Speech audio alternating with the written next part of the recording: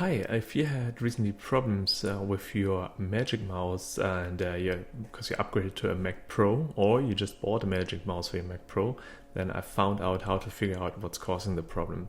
Now, the first thing you want to do is to make sure that it is the problem what I'm thinking.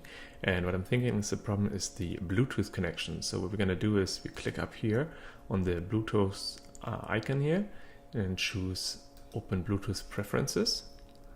And now in here, what you need to do is you press the Alt Option key on your keyboard, and then you see here the current connection state. See, right now I have 4 bars on my Magic Mouse here and 5 bars here on my trackpad. Now, what I did to improve my connection was, after I checked on here the current connection, I took off my metal cover underneath the mouse. If I put it back on, let me just show you quickly what happens there.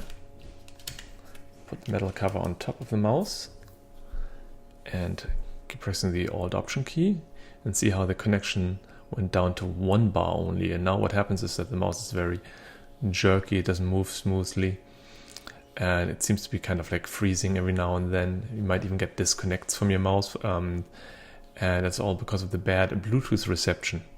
So, oh, look at that, it just went up to 3 again. So it seems to be really erratic here. You know, sometimes the connection is good, sometimes really bad.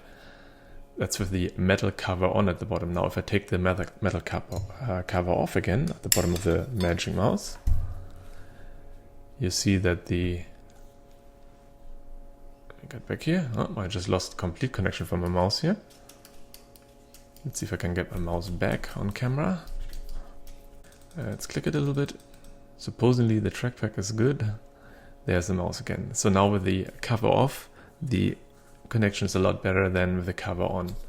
Now, if that's the case, one solution I've read about, which I like a lot, is not instead of like putting the Mac Pro on the desk and as close as possible to the mouse, is to use an antenna, an external antenna on your Mac Pro. And I found it right here on this web page. I searched for how to improve Bluetooth reception in Mac Pro and found this web page here. And the solution that they recommend on there, that the author of this article recommended, was to use an external antenna, like this one here, with an extra cable, and then attach that instead of the internal antenna that is in your Mac Pro. And they have a pretty good description on here on how to do this, and the items that you need for it are really cheaply. I just bought them on eBay, as you can see here. The cable itself is just, in my case, $2.52. And the antenna $5.29, including postage. And that's a really cheap solution to get your Bluetooth reception higher. Now, you might notice here that it says wireless antenna here and not Bluetooth antenna. Basically, it's the same. It's going to work the same way because the frequency through both is the same, it's 2.4 gigahertz. So you can use a wireless antenna to boost the ability to receive a signal even with Bluetooth. Now, again, the reason why I do this is not just keeping my cover off of my Magic Mouse, which would be the cheaper solution, of course. You know, nothing involved in building an antenna into your Mac Pro. You can simply leave the cover off if you want. But the problem with me is I'm using here the Magic Charger. Let me show this quickly to you on camera. Okay, so the reason why I prefer this option for the antenna is because I'm using this device here, which is called the Magic Charger from Mobi. And what it does is you have like a little battery pack that you put into your Magic Mouse.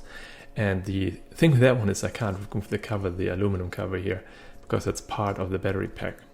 Now, if you are not using that kind of thing, the cheapest version or the cheap solution really is to just take the metal cover off. You know, if it's on like this, like I said before, reception is worse. If you take it off, you get a better reception because there's less metal to shield the signal. Now, whatever solution you choose, that's the best thing. Another thing, by the way, if you're using rechargeable batteries here like this one, you will have the problem that this really lasts a lot less than if you have regular batteries in here that are not rechargeable. The problem with this one is that they are having lower voltage, and Mac just thinks that they're empty even if they're not yet. Now, with a battery pack here from the Magic Charger, you have the same issue basically, because it's also rechargeable. But the good thing is you can just put it on this little cradle at any time, the whole mouse, without taking the batteries out. So you just park the Magic Mouse on here, like this, with the battery pack in, and it charges it automatically. So at night, for example, you put it on there and charges it, or whenever you walk away from your computer, instead of leaving it on the mouse, you just put it on the cradle, and it charges it while you're gone from the computer.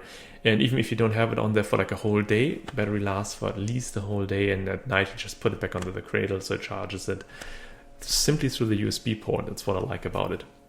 Okay, thanks a lot for watching this video. I hope it helps you figuring out how to get your Mac Pro and your Magic Mouse to work together nicely, and have an awesome day. And that's my signal again.